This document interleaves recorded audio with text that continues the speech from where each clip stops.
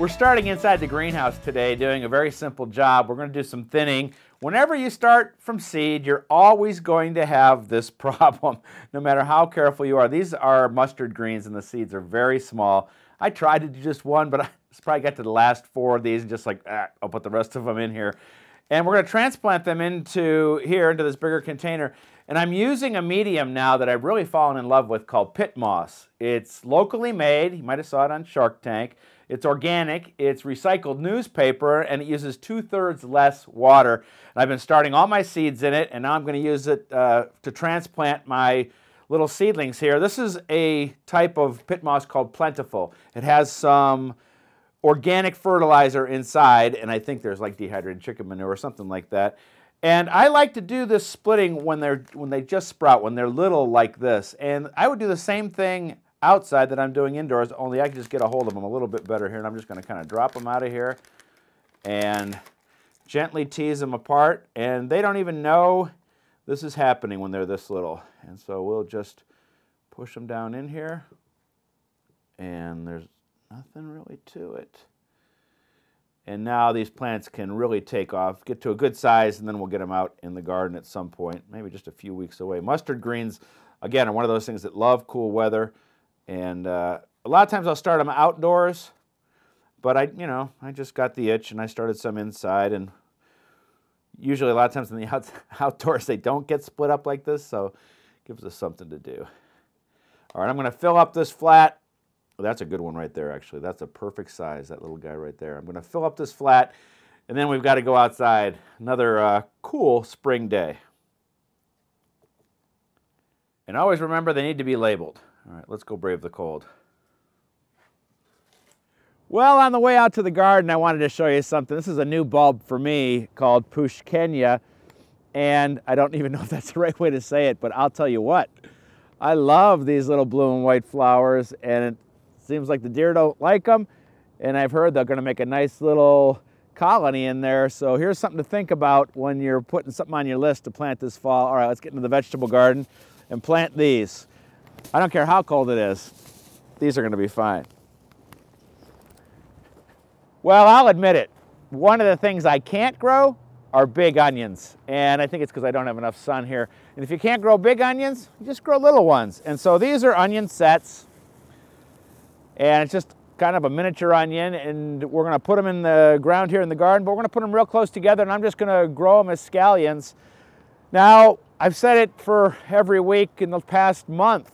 You can't turn the garden over. This good compost is just dumped here, and it's the perfect home for these. And believe it or not, and I learned this from my radio partner and fellow Trib columnist Jessica Walliser, the smaller the set, the bigger the onion will be. So we're going to plant the smallest ones first and plant them close together, cross our fingers, and see what we get. And as I said, in this cold weather, onions, nothing can stop them. And they're going to be happy in this compost, that's for sure. We're going to mix up the colors. And nothing bothers onions. Nothing is going to eat onions. And I'm kind of making a little grid pattern here between the rows. And we'll start off just by eating the greens probably in just a few weeks. These are actually sets that were a gift from a friend who bought too many, and I think even with what he gave me, I'm going to have too many. And if we have any left over, I just kind of stack them all together like I do with the garlic, and they'll make little greens, and they're very sweet and tender. Look at that already, sprouting. Of course, they've been sitting in a bag with a bunch of my books for about 2 weeks. I can remember at my first garden, planting onion sets, getting them to come up, and my neighbor had a mule. I looked out the back door. The mule got away and ran through all my onions. They were okay, though. Most of them, anyway.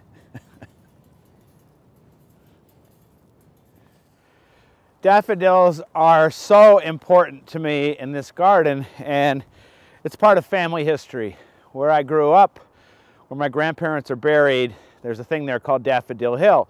When I was visiting the graves when I was about 7 years old, I looked behind me and I saw all those daffodils. They've been planted since the 1940s. And I was just profoundly affected. And so when I moved to this garden 20 years ago, I told my mother, I'm going to make my own Daffodil Hill. And so over the years, I've added hundreds and hundreds wherever I can. They come and go. You never know how long they're going to last. These ones here have been here for almost the whole 20 years, and it's just one of my favorite seasons. And whenever I see these daffodils bloom, I always think of my grandparents. All right, let's finish up.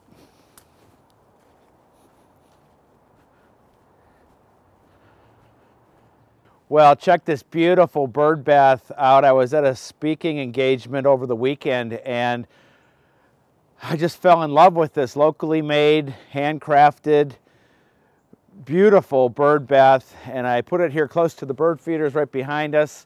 You can see it from inside the house.